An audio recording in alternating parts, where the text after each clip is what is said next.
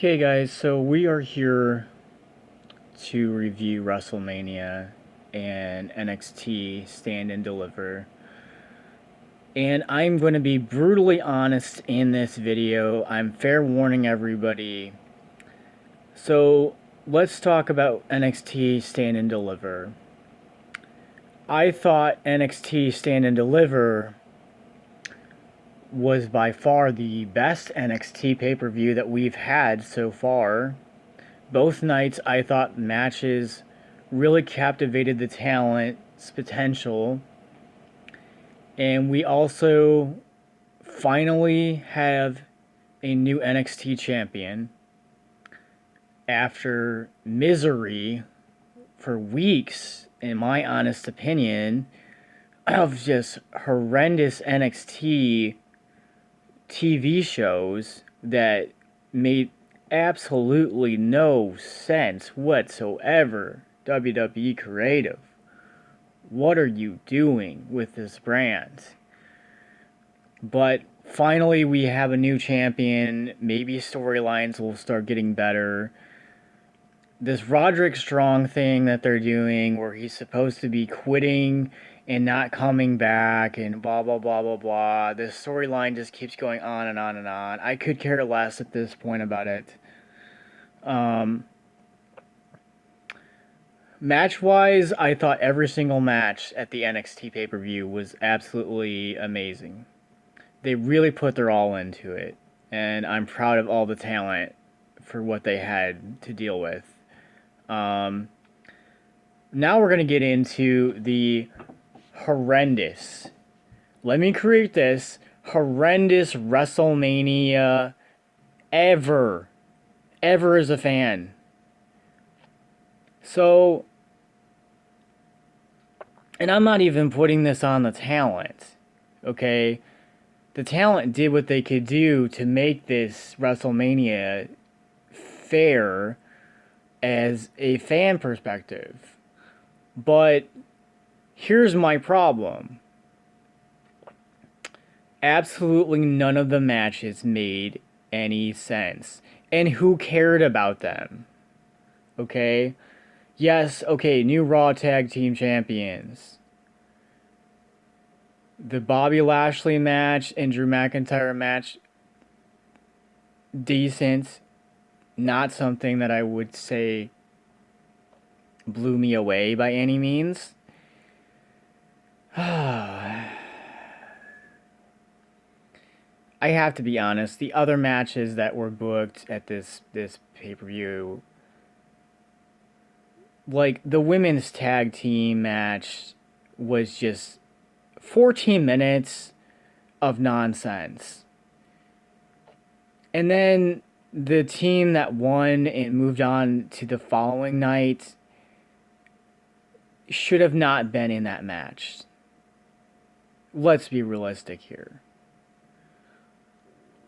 Now, the Cesaro and Rollins match, very, very good. The Roman Reigns, Daniel Bryan, and Edge match, really good. No complaints there. But I am going to complain about something. You absolutely buried Bray Wyatt. You do realize that he is not coming back from this. It doesn't matter what you do with the character. It doesn't matter that Alexa Bliss turns his back on him and now she has this sidekick doll. Where are you going to be going with that? She just magically pops up next to Alexa the following night on Raw, and you're like, Dirty Darter, this is a new character. We don't even, bother to talk about it at WrestleMania. We just throw it in your face on Raw. Oh, God. In the Logan Paul and Sami Zayn and Kevin Owens thing, please. Everybody's making such a big deal about, Logan Paul showed up on WrestleMania. That's just such an iconic figure. He's a YouTuber. Okay? He's a frickin' YouTuber. What has he done other than YouTube. Ooh, wow. Ooh, gee, he reviews things. So, go on YouTube. Think about everybody else that reviews stuff. God. Okay, then let's just get into this weather issue. The weather was horrible for these fans to sit there. There was a 4-hour delay for WrestleMania the first night before they were even able to start the pay-per-view. For God's sakes, people were walking around with drenched in water. There were severe thunderstorm warnings. And yet you still continue to say that it was a safe environment? I don't believe that one bit. Not one bit. And you're trying to say that in this pandemic that this WrestleMania was this huge accomplishment. Yes, okay, fans were allowed at the event. Was it safe for them? Not really. Couldn't you have waited another weekend and had it then?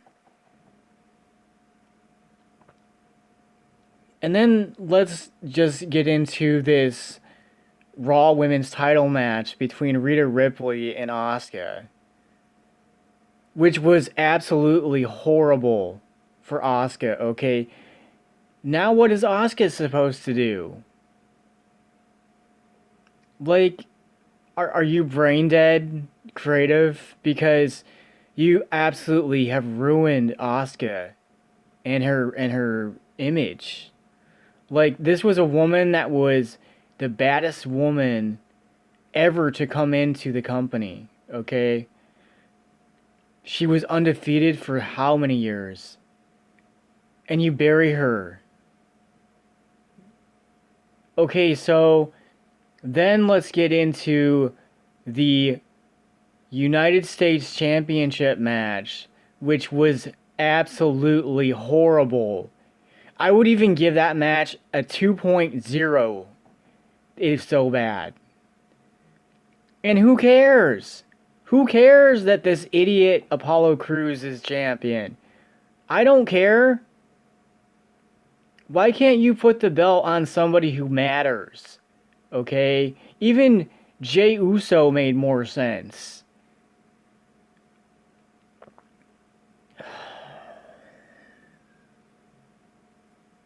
And to have the Andre the Giant Battle Royal not even on WrestleMania, that was ridiculous. To put it on a SmackDown before WrestleMania, no. Really? That's your big old surprise there, Adam Pearce? Really? Really?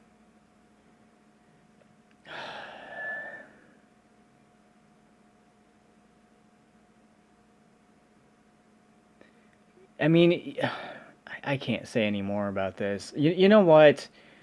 This entire WrestleMania is just pure garbage. It was pure garbage.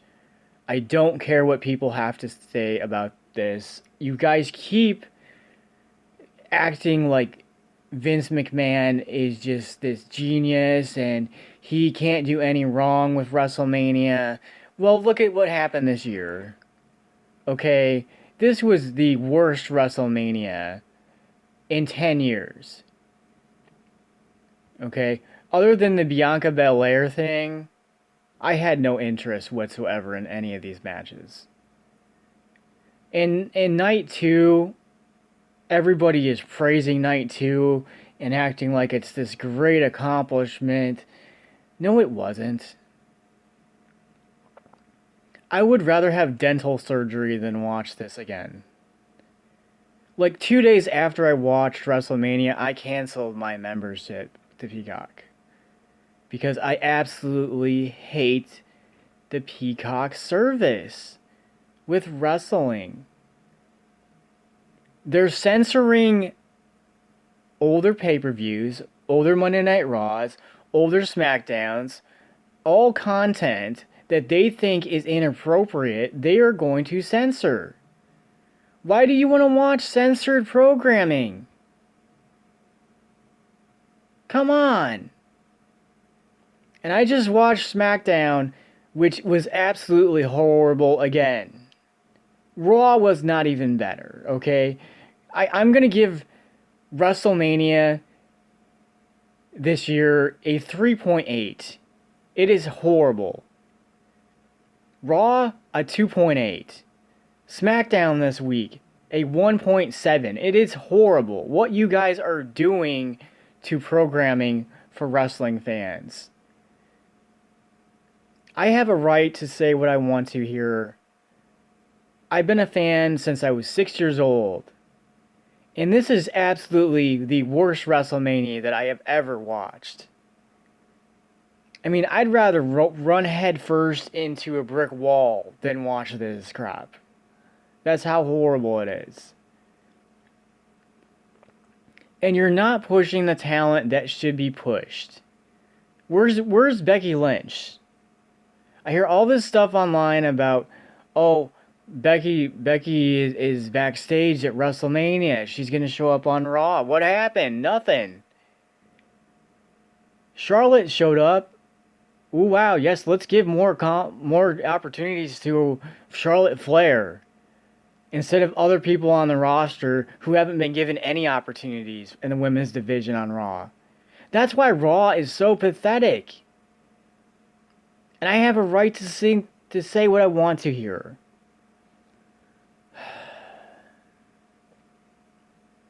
So I'm sorry that everybody is just praising WWE right now and acting like Raw and SmackDown and WrestleMania was just this 10.5 TV show and everybody loved it.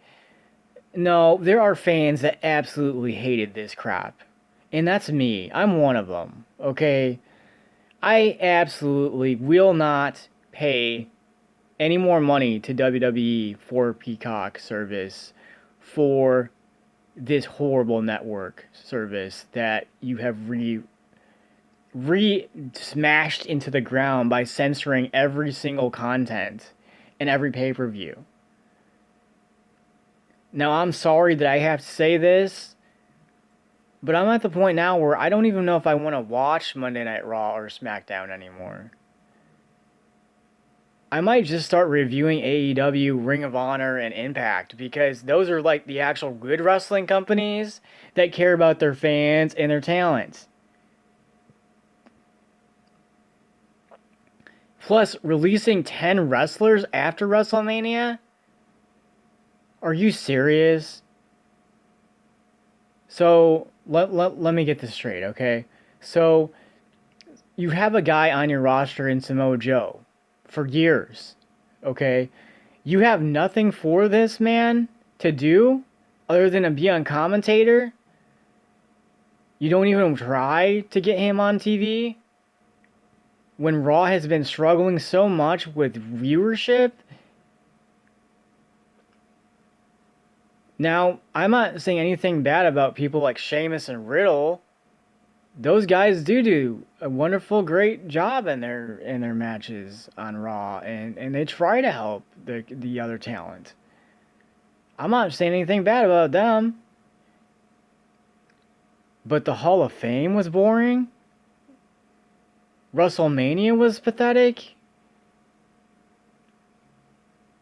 And you guys just keep giving these 5-star ratings to these matches that are not 5-star rating matches. And so you fire and you release 10 wrestlers after WrestleMania. Okay, the Iconics, a former women's tag team champions.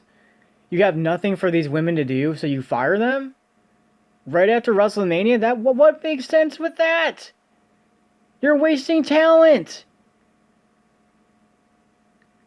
But no, you think it's more important to have Bad Bunny at WrestleMania compete in a tag team match? Get out of here. Like, so let's... Okay, Bo Dallas gets fired. Samoa Joe gets fired. The Iconics get fired. Mickey James, okay? A Hall of Fame worthy women's title holder. You have nothing for her to do.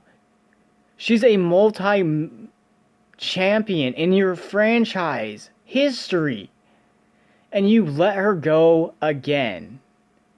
You know well enough that she's going to find work at Ring of Honor, at Impact.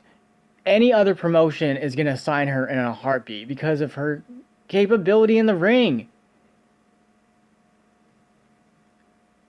And then you put Pat McAfee, okay, the biggest douchebag in WWE history, in my honest opinion, on SmackDown commentary next to Michael Cole tonight. What sense does that make? When you could have kept Samoa Joe as a commentary person under a different contract, he could have been next to Cole on SmackDown, which would have been a much better solution. I don't know about anybody else here, but I am so disappointed in WWE. I mean, this is just asinine. So much asinine. Like, some people that were released, okay, I understand it. But there's other people that you just let go who you didn't even work with. Chelsea Green, you didn't even give her any opportunities after injury to even have any matches. You know well enough that if she goes to Impact, she's going to have a wonderful opportunity. But, like I said, I can't watch WWE pay-per-views anymore. I just can't. They're just so horrible. It's like brain surgery. It's just, oh my god, it's pathetic. So this was the worst WrestleMania in 10 years. I have a right to say that, and I'm sorry, but this was just pathetic. They need to do something here. And WrestleMania Rewind, or whatever this new next pay-per-view is, I could care less about it. I don't even want to review it. I don't even want to talk about it. I already know it's going to be horrible. I'm sorry, it is. I already know it is.